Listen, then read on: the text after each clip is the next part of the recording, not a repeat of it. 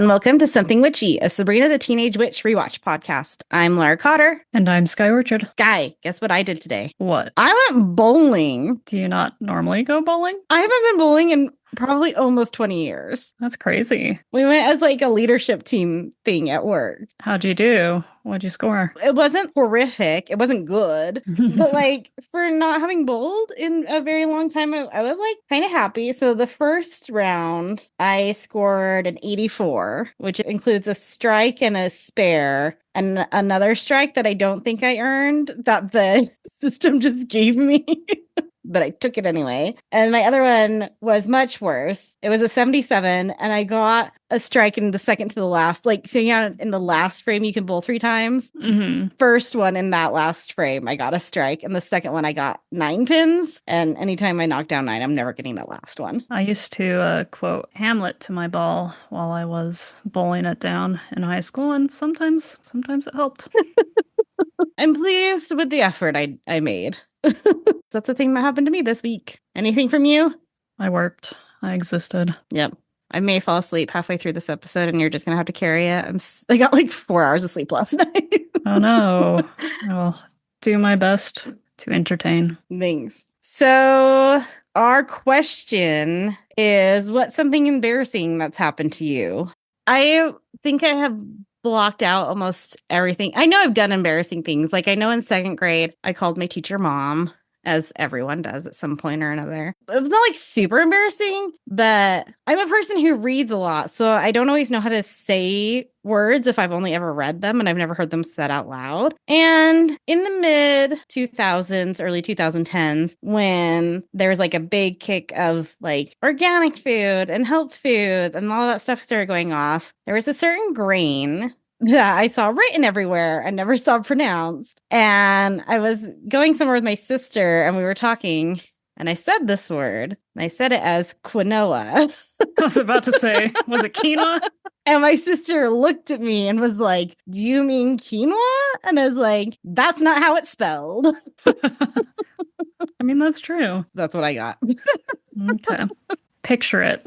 It's January 2023. Oh, recent-ish. Okay. Midst of the Sundance Film Festival. I am sleep deprived. I am running on who knows what. So after a very long day, my friend and I go and get dinner at the bar at like our HQ hotel and eating food. They have some TVs in the bar space. And one of the TVs is just playing silly animal 5 to 10 second photos on it. There pops up on that TV a cat in a monocle and a top hat. And I cannot express how cute that little cat was when you are completely sleep deprived.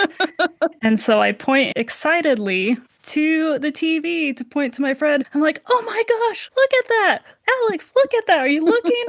And it's right as the Indigo Girls are walking past our table. So I'm pretty sure they think I'm crazy, specifically Amy Ray, because that happened. And then I think it was the next day, I was at a panel at one of our spaces and it was sort of like open walking around and whatnot. And I'm just sort of zoning out like you do when you're sleep deprived. And then I realized my line of sight was to where Amy Ray was standing. Oh, no. In that same space. And it was like, oh my gosh, I'm going to get a restraining order soon. Oh. I am so sorry. I'm just a poor, sleep-deprived IT person. I promise. Maybe the Indigo Girls listen to this podcast and now they know. And now Amy knows.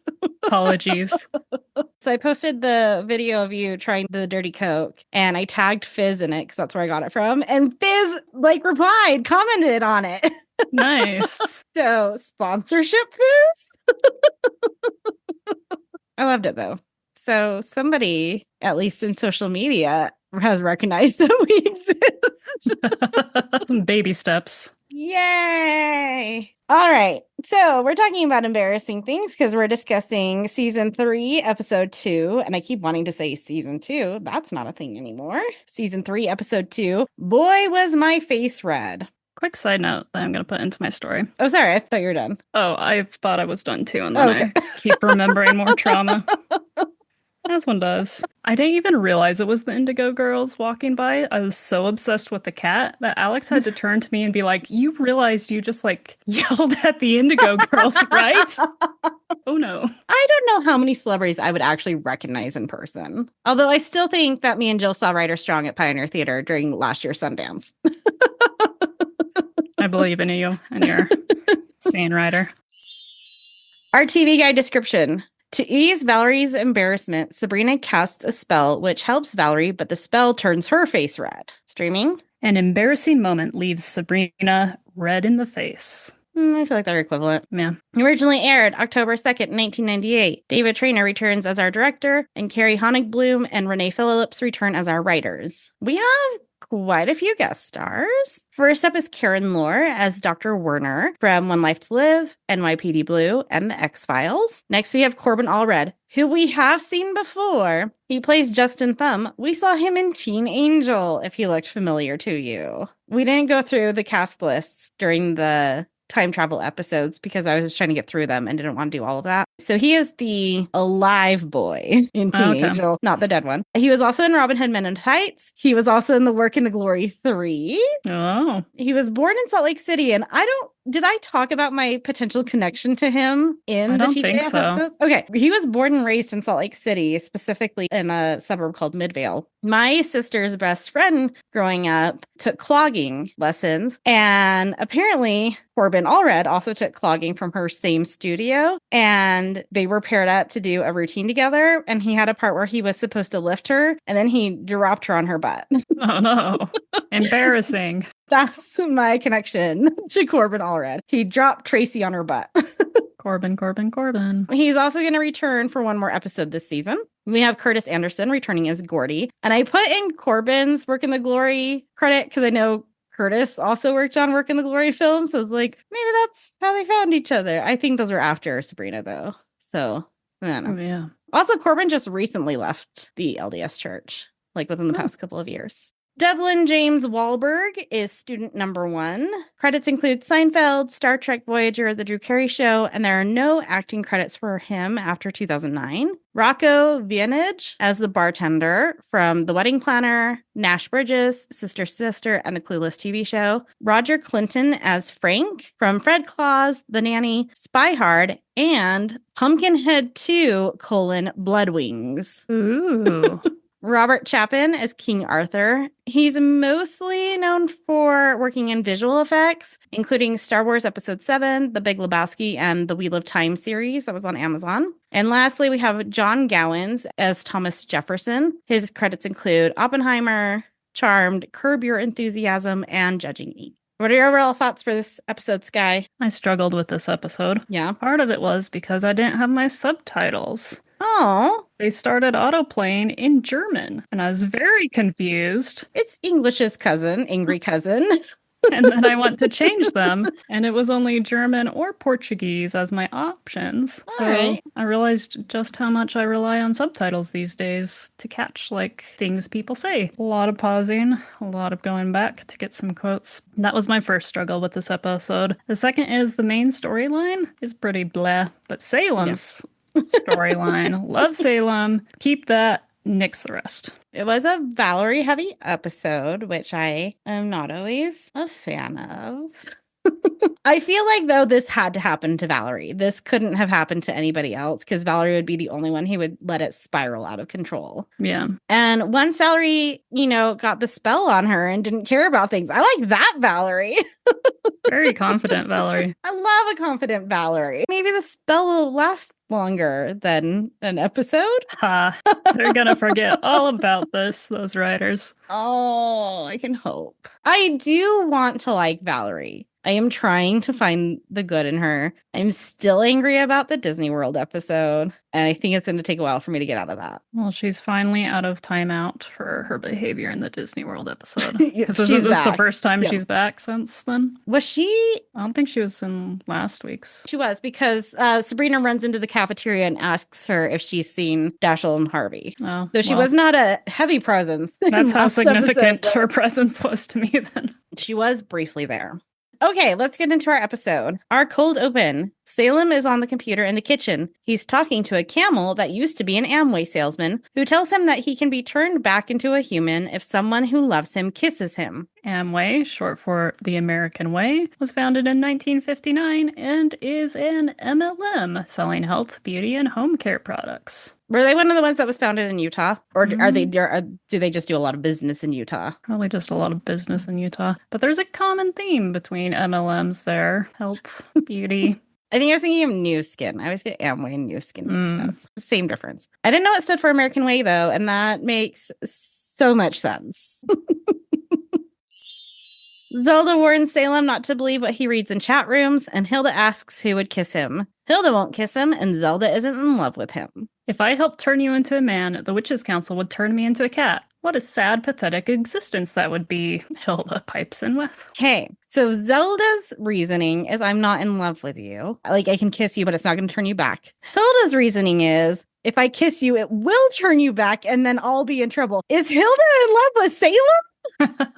Great question. Does this explain how she got caught up in his plans in the first place? I like where this theory is going. Imagine your ex-boyfriend is living in your house as a cat and you have to deworm him for the next century, and then he's watching you dating other people. What is this? This is weird. This is weird. Anyway, Sabrina also refuses to kiss him. Salem can't believe no one will kiss him, so Hilda zaps in a dog that starts licking him. I didn't note it last episode. I do like Sabrina's hair this season. Our outfit intro. She is dressed as a cow and says, I feel utterly ridiculous. You are utterly ridiculous, Sabrina. Sabrina talks with Valerie in the cafeteria about their jet propulsion project. Our jet propulsion project's really going to take off. Valerie isn't paying attention because she's thinking about Justin. Par for the course. Harvey tells them everyone is getting free sodas because the vending machine is broken. Oh, I'm surprised you didn't talk about Harvey's moral dilemma over the free soda. Yeah, it's Harvey being Harvey. That was like his one plot point in this entire episode was to talk about the free soda. And it was boring. Pass. Justin arrives and Sabrina tells Valerie to go ask him out, but her mouth gets too dry when she gets nervous. Sabrina gives her one of the sodas to drink while talking to him. Valerie decides to give it a shot. It starts going well, and Justin asks her out, but then she drinks too much soda and burps in response. She runs out, and Sabrina chases after her. Sabrina tries to get Valerie to go back and talk to Justin, but Valerie is too embarrassed. Sabrina tells her no one heard, and she drags Valerie back into the cafeteria, where Libby introduces Valerie Burphead. Very good insult. Well done. Very good. Libby is fast on her feet. Hilda is trying to get Zelda to go to the movies, but Zelda is cleaning her ears for her date on Friday. Let's go watch Titanic. We could change the ending, says Hilda. Hilda, no one's going to pay $7 to watch you kiss Leonardo DiCaprio. Do you think Hilda would save Leonardo, though? Or let him go? No, she would still let him go. Also, $7. Amazing. $7. What a dream. Zelda shows that her ears are in a jar, and Hilda declines Zelda's offer to clean hers as well. Then Salem yells for them from the kitchen. He has a cookie jar stuck on his head. It wasn't a problem until I ran out of peanut brittle. He says he's been stuck in there for an hour and is running out of air, but it's just a ploy to get CPR. And my lips are sweet with brittle, as he tries to get them to kiss him. Also, he's not unconscious. He should be pretending to be unconscious. Salem's bad at this. Hilda and Zelda decide to take him to the vet instead as a way to teach him a lesson. Not the vet. Cold hands, cold table, and the probing. Oh, the probing. Also, that cookie jar looked plastic, so I'm wondering if it's the kind of plastic they can't zap. Oh, that's a good idea there. Look at you. Is it number 7? I believe so. 4. Number 7. The scene flips and they're at the vet. Zelda reminds him not to talk. The vet comes in and coos over Salem. I love it when they baby talk, he says. She then leaves to get lubricant, and Salem declares that he loves her and is going to try and get her to kiss him. The vet comes back and pops the cookie jar off. Salem purrs and nuzzles against her. Kiss me, pretty lady. Turn my world around. Sabrina asks Harvey if he's seen Valerie. Libby pipes up that no one has seen her. Sabrina tries to fight back with Libby, but Libby doesn't take the bait. Libby, why do you get so much pleasure out of other people's pain? I'm just a positive, upbeat person, Libby tells Sabrina. It's bad that I like Libby more than Valerie. They shouldn't make the rival more fun than the best friend. And yet they do. Salem is complaining about how the vet didn't kiss him, and now he has to wear a cone. We learn he cut his head on peanut brittle. Also, that cone, like, I know they couldn't make it like a cone, like tied around the neck because of like the animatronics and stuff. That cone had like 3 inches of space around it, and it was so big. It was very big. Hilda zaps him, so he plays music like a Victrola. You're not going to tell us about a Victrola? Old-timey record player, Victrola. Also, Google doesn't know what Victrola is because it's trying to tell me to change it to Victor. All right, Google spell check. Now I don't feel bad about my quinoa story. Hilda and Zelda dance around when Sabrina comes home. She tells them what happened to Valerie, then goes off to call her. Sabrina is calling Valerie in her room from her Sabrina psychic phone. Some nice product placement. But Valerie is hiding in Sabrina's closet. When Sabrina asks Valerie how she got inside, Valerie says, "It was weird. Someone slipped a key under the door, but no one was home except your cat." Think Salem was trying to get a little smooch there? Oh, I was about to ask why the heck would Salem let Valerie in. That would make sense. There we go. Also, where were the ants? They've been home all day. We've already established Zelda won't go out because of her ear situation. Valerie can't go back to school. She's too embarrassed. She feels safe in Sabrina's closet and is just going to hide there every day. Sabrina runs downstairs to talk to the ants who are still dancing, now in flapper outfits. She asks for a spell to cure embarrassment, but there isn't one. Valerie just has to write it out. Although Hilda says, or put poison in the town's reservoir as a cure for embarrassment. Sounds like she's speaking from experience. Indeed. That is a wild suggestion. Embarrassment is just one of life's lessons. Sabrina is unhappy with this answer and goes back upstairs. I want to live in a world where you can escape your problems and not learn anything. And I like Hilda's like, and you think we don't? Salem then yells out from the garden. We find Zelda's ears all stretched out on the clothesline because Hilda hung them up to dry rather than reshaped them and laid them flat. Zelda hopes they shrink back in time for her date on Friday, and Salem starts singing, "Do Your Ears Hang Low?" Sabrina and Valerie are eating ice cream and commiserating. Sabrina starts to work on their physics project, and Valerie says she'll help and will brave that one class for Sabrina. She then asks to borrow Sabrina's weird jeweled book, but Sabrina freaks out. Oh, that's right. You're an only child. I was like, okay, good for Valerie, that she's recognizing she's being a terrible friend if she doesn't get her act together and go to school and help with this project. A point for Valerie. One singular point. Salem has called the vet's office and is asking her to come over and smother Salem with kisses to help his recovery. Sabrina comes down and hangs up the phone to talk about what a good friend Valerie is for going to school tomorrow for their project. The bar for being a good friend is in hell. She went to school where she has to go to school in order to do the project so she doesn't receive a failing grade. But yes, good on Valerie for going to the place she is legally required to be during the day. Sabrina asks Salem if there's any way to get rid of Valerie's embarrassment, and he tells her there actually is a spell in the book for that. He lets us know that embarrassment is cross-referenced in the magic book under Gerald Ford. Gerald Ford was our 38th president and a star football player. I think there might be a connection between football and some of the embarrassing things I'm about to tell. So, Gerald, after my own heart, is known for being a major klutz. Some of the things he did: he fell down the stairs of Air Force One multiple times, crashed on ski slopes multiple times, and then there was the train incident of Kalamazoo, Michigan, where he stumbled, missed the door, and hit his head after giving a speech from the train. Oh no.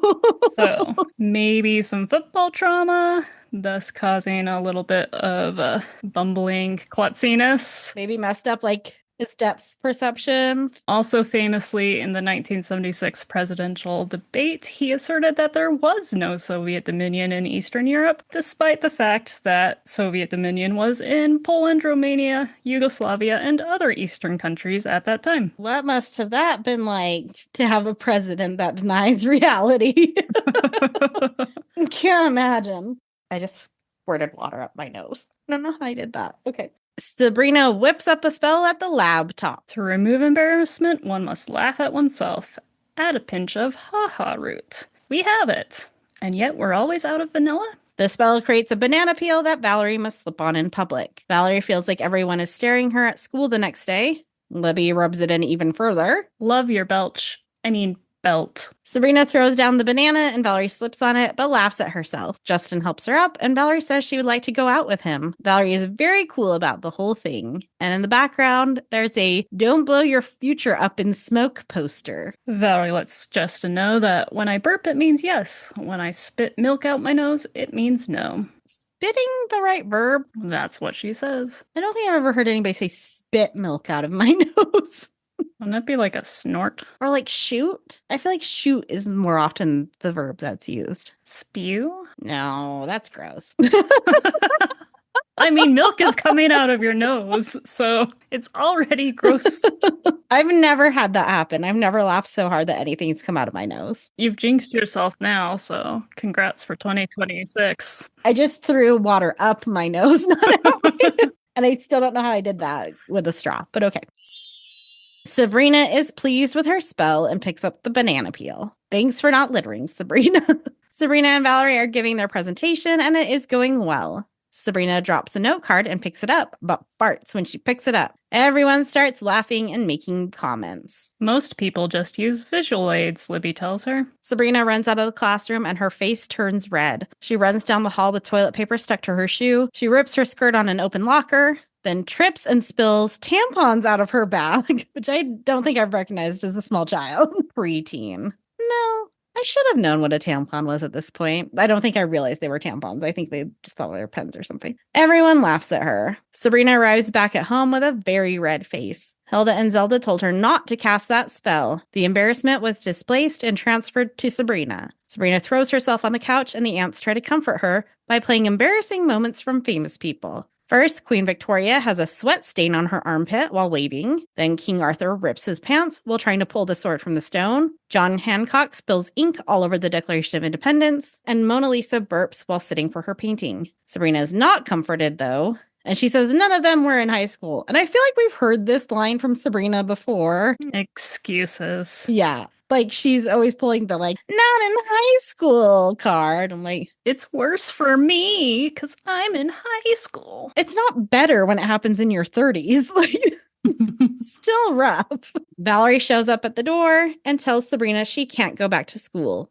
Everyone is laughing at her. Sabrina runs upstairs to look for somewhere to hide and goes through the linen closet. She arrives at a tropical beach resort, sporting long brown hair and no longer red-faced. She talks to the bartender, who says she looks familiar. He then spots a wanted poster behind the bar with Sabrina's picture and realizes that's who she is. He calls out to the rest of the resort, and they all laugh at her. Sabrina's face turns red again, and she runs back to the mortal realm. Sabrina gets back to her room where Hilda and Zelda are waiting for her. They say that they spent their pubescence in that island as well, and Hilda was a redhead for her time there. Sabrina asks to be homeschooled, but Zelda again tells her she can't run away. Hilda tells her to look at the big picture and zaps a large map with blinking lights where high school students are doing embarrassing things. Sabrina tells them that she farted in the class. She summons a piece of cheese and then cuts it.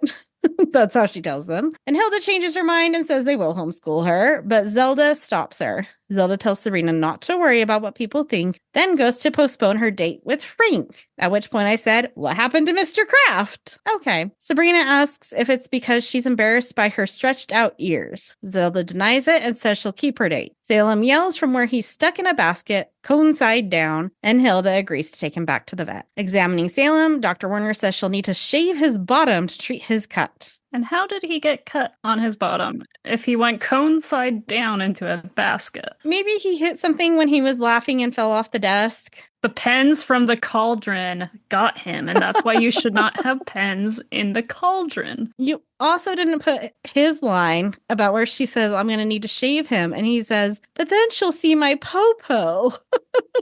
I could not hear it completely, and I did not have my subtitles. Zelda is on her date, and it's going well until he pushes back her hair to try and whisper in her ear. He screams. I like that her earrings were still attached to like the very bottom were? dangly bits. Yeah, there was gold at the very end. Nice. Sabrina is getting ready to go to school, but dives back into bed. Salem yells at her to get up and tells her she can use her magic to make other people do embarrassing things to get people to stop talking about her. Sabrina likes this plan. Salem says it's in repayment of her putting little shorts on him to cover his shaved butt. And she leaves for school. Everyone laughs at Sabrina in the hallway, and she is about to zap someone, but Valerie and Harvey walk up behind her. She walks away and tries to zap someone else, but can't bring herself to do it. She fails again and again to make someone embarrass themselves. She finally decides just to write it out. Gordy approaches her and talks to her about how she's just human. At least I finally got a day off, he says. Poor Gordy. Sabrina feels better and her face goes back to normal. Gordy leaves and she finds the used banana peel in her locker. This time she doesn't care about littering and throws the banana on the ground since it doesn't have any more magic. Just then, Libby comes walking down the hall with a giant cake for the football team. She slips on the banana peel and falls onto the cake. Sabrina is tempted to laugh, but doesn't. In the end tag, Sabrina, Zelda, Hilda, and Salem are in the vet's office to get Salem's cone off. Well, everyone's back to normal. My face, Salem's behind, and Aunt Zelda's ears. Aunt Hilda, well, someday. Season 3, Sabrina's getting sassy. The vet leans in and kisses him, but nothing happens. Salem yells out in frustration, causing the vet to faint at the sight of a talking cat. He jumps down to try kissing her to see if that will do anything. Hilda announces they need to change vets again. There's our episode. What's your new title for this one, Sky? I don't know if there's really a good title to replace what the main title is already, just based on the lack of further content. So I would name this one a very whimsical To Kiss a Cat in honor of Salem's journey. Did you like how they almost said the title of the episode inside the episode? Oh yeah, where Salem's like, boy, is your face red. Was it Salem or was it Hilda? I think it was Salem laughing at Sabrina. All right. I added another thing at the end of our episodes. Because remember, last episode, we established that there's going to be an arc this season where Sabrina has to solve her family secret. We've had no clues as to what the family secret is, and we didn't even mention it in the second episode. Yeah, where'd that cousin go? We established this very important plot point in episode 1 and have not talked about it at all. Fantastic. So, Sky, going off zero information, what do you think the family secret is? That the Spellman family is prone to ear problems. We see a glimpse into Hilda's ear, which is a barren field, and Zelda says, well, at least there's not locusts this year. Zelda obviously has her ear problems, and Sabrina doesn't listen, which is a major ear problem. Oh, gosh. Well, we'll see if you stick with that or if you change your mind whenever we get any information about this family secret. I think I need to pull up my DVDs because I swear in episode 1, there was something that like in the end tag, they were like, oh, by the way, your cousin Doris gave you a clue and here it is. And they hand it to her at the end. But maybe that happens in the next episode. I don't know. Maybe it never happens. Maybe I've, gaslit myself. Join us next episode for season 3, episode 3, Suspicious Minds. And because the last part of the episode is just Sky playing different games, Sky, what do you think Suspicious Minds is about? Everyone's gonna turn against each other and not trust each other. People are gonna be accusing people of other things. It's gonna be McCarthyism in that high school and just go very, very crazy. And we're not gonna learn anything in Suspicious Minds. We've already had the Crucible episode, which is McCarthyism. We're doing McCarthyism round 2. I mean, you can blame people and try to get them in trouble many times. We'll never get old. I don't think we have any reference to the family secret in the next episode either. Looking at the guest stars, I don't think any of these are family members. So, all right. Well, please like, share, rate, and subscribe to this podcast. You can email us at somethingwitchypod@gmail.com. You can follow us on Instagram at somethingwitchypod and TikTok at something.witchy.pod. Until next time, stay magical.